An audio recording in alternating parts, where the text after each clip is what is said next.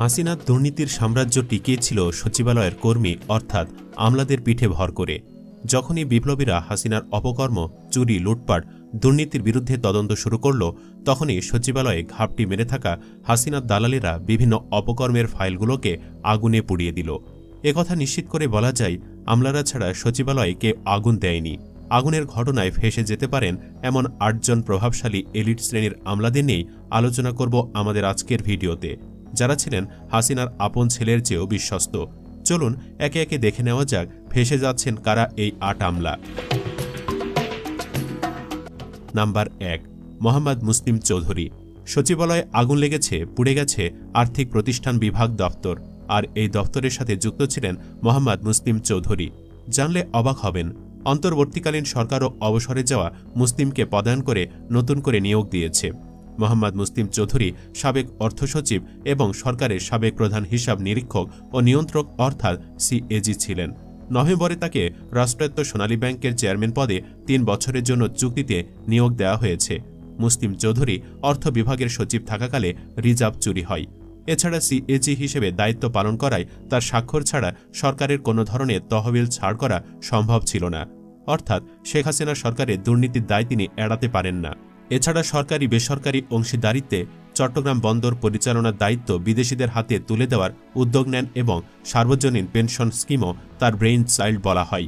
তার মানে এখন নিশ্চিত বুঝতে পেরেছেন কেন আর্থিক প্রতিষ্ঠান বিভাগ দপ্তরে আগুন লেগেছে। নাম্বার ২, হেলাল উদ্দিন আহমদ। আগুনকাণ্ডের ঘটনায় নিশ্চিত ফেঁসে যাবে হেলাল উদ্দিন আহমদ, কারণ আগুনে পুড়ে যাওয়া পল্লী উন্নয়ন ও সমবায় মন্ত্রণালয় ও এর স্থানীয় সরকার বিভাগের দায়িত্বে ছিলেন হেলাল উদ্দিন আহমদ। সচিবালয়ে থাকা তার আমলনামা নষ্ট করতে এই আমলা জড়িত থাকতে পারেন, কারণ এই হেলাল উদ্দিন আহমদ ছিলেন হাসিনা সরকারের ভোট কারচুপির আরেকজন যোদ্ধা। ইসি সচিব হিসাবে শেখ হাসিনার আস্থার প্রতিদান হিসেবে বিভিন্ন নির্বাচনে কারচুপির অন্যতম হোতা ছিলেন তিনি।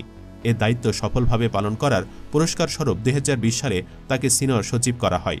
২০২২ সালে অবসরের পর তাকে সরকারি কর্ম কমিশন বা পিএসসিতে ৫ বছরের জন্য সদস্য হিসেবে নিয়োগ দেওয়া হয়। বর্তমানে তিনি ওই পদে বহাল আছেন। ভালো করে খতিয়ে দেখলে ফেঁসে যেতে পারেন হেলাল উদ্দিন। নাম্বার ৩, আহমদ কায়কাউস। সচিবালয়ে আগুন লাগার পেছনে কারণ খুঁজতে গঠিত কমিটিতে নিশ্চিতভাবে আহমদ কায়কাউসের নাম আসবে, কারণ আহমদ কায়কাউস ছিলেন শেখ হাসিনার বিশ্বস্ত আমলা। তিনি বিদ্যুৎ বিভাগের সচিব হিসাবে লম্বা সময় দায়িত্ব পালন করেন। দরপত্র ছাড়া অর্ধশতাধিক বিদ্যুৎ কেন্দ্রের লাইসেন্স দেওয়া এবং এসব লাইসেন্স দেওয়ার ক্ষেত্রে দুর্নীতির অন্যতম হোতা ছিলেন তিনি। বিদ্যুৎ প্রতিমন্ত্রী নসরুল হামিদের বিশ্বস্ত এ সহচরকে আদানির সঙ্গে বিদ্যুৎ চুক্তির মাস্টার মাইন্ডও বলা হয়। পরে প্রধানমন্ত্রীর মুখ্য সচিব হিসাবে পদোন্নতি পেলেও বিদ্যুৎ বিভাগের ওপর তার প্রত্যক্ষ নিয়ন্ত্রণ ছিল। বাংলাদেশের সরকারি পাসপোর্ট ছাড়াও যুক্তরাষ্ট্রের পাসপোর্টধারী এ আমলা সর্বশেষ বিশ্বব্যাংকের বাংলাদেশের বিকল্প নির্বাহী পরিচালক হিসাবে দায়িত্ব পালন করেন। যুক্তরাষ্ট্রে তার অঢেল সম্পদ রয়েছে বলে বিভিন্ন সময় অভিযোগ উঠলেও শেখ হাসিনার বিশ্বস্ত এ আমলার দুর্নীতি নিয়ে কখনোই তদন্ত হয়নি। তিনি এখনও বহাল তবিয়তে আছেন। নাম্বার ৪, শহীদুল হক। ধারণা করা হচ্ছে সচিবালয়ে আগুন লাগার পেছনে শহীদুল হকের হাত থাকতে পারে, কেননা তার শত অপকর্মের আমল নামা রয়েছে সচিবালয়ে। শহীদুল হক ছিলেন শেখ হাসিনার অন্যতম বিশ্বস্ত পররাষ্ট্র সচিব। ২০১২ সালে তিনি পররাষ্ট্র মন্ত্রণালয়ে অতিরিক্ত পররাষ্ট্র সচিব হিসাবে দায়িত্ব পালন শুরু করেন। ২০১৮ সালে ৩০ ডিসেম্বর তার চাকরির মেয়াদ শেষ হলেও সরকার তাকে একই পদে চুক্তিভিত্তিক নিয়োগ দেয়। শেখ হাসিনার এই বিশ্বস্ত এ পররাষ্ট্র সচিব দেশের স্বার্থবিরোধী অনেক চুক্তির মাস্টার মাইন্ড। ভারতের সঙ্গে সম্পাদিত ট্রান্সশিপমেন্ট চুক্তি, চট্টগ্রাম ও মোংলা বন্দর ব্যবহার, আশুগঞ্জ নৌবন্দর ব্যবহার, নামমাত্র ট্রান্সশিপমেন্ট মাসুল নির্ধারণে তার প্রত্যক্ষ ভূমিকা ছিল। অবসরের পর তিনি আওয়ামী লীগের গবেষণা cell centre for research and ইনফরমেশনের পরামর্শক পর্ষদের সদস্য হিসাবে নিয়োগ পান। এ সময় সরকারকে পররাষ্ট্র নীতি বিষয়ক বিভিন্ন পরামর্শ তিনি দিয়েছেন। নাম্বার ৫, আবু হেনা মোহাম্মদ রহমাতুল মুনিম।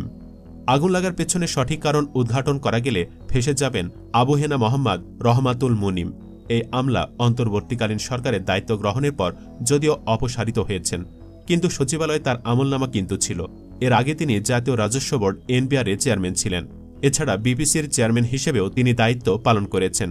এনবিআর-এর চেয়ারম্যান হিসেবে ডক্টর ইউনুসকে একের পর এক আয়কর মামলায় হয়রানি করেন মুনিম। এখন নিশ্চয়ই বুঝতে পেরেছেন কেন সচিবালয়ে আগুন লেগেছে।